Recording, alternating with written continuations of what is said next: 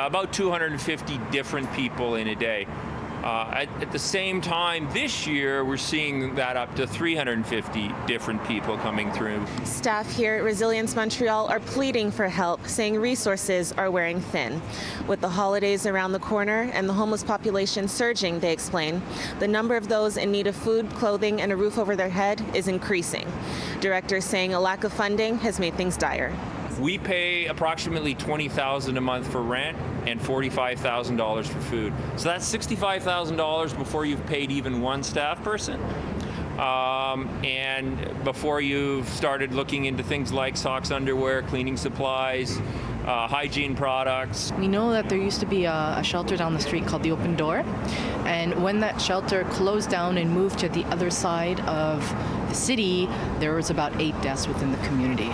So when you have an important organization like Chez Doris that closes their door, everyone ends up at Resilience Montreal. Despite ongoing communication with the government and city, Resilience Montreal says they are still waiting for aid to materialize, that the cost of closing could mean consequences as real as death.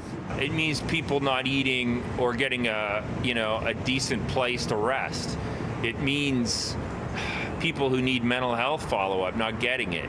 What it can mean is a significant, quick increase in the death rate among the homeless population. And so that's precisely why we make the sacrifices to remain open. Whenever there isn't access to a basic need or resource for someone in a really vulnerable spot, like for Indigenous women especially, there's always going to be a pimp or a man who is violent who's going to say, I'll give you a meal, I'll give you a place to sleep. But the cost is, that she faces a lot of violence in exchange for having safety or access to basic needs some of the time. Resilience Montreal has called out the city, they say, for prioritizing animals over people after they recently announced $158 million over a decade for an animal shelter. The mayor responding, we've always been there for resilience. We've always been, we helped them to find a local, a place.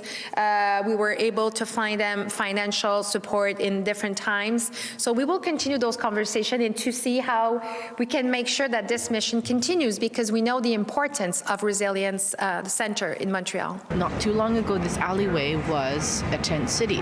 They just cleaned them out. We don't know exactly where all the people are, but I guess now it's open to look for dogs and cats because the people are gone. In Montreal, Anastasia Dextrene, City News.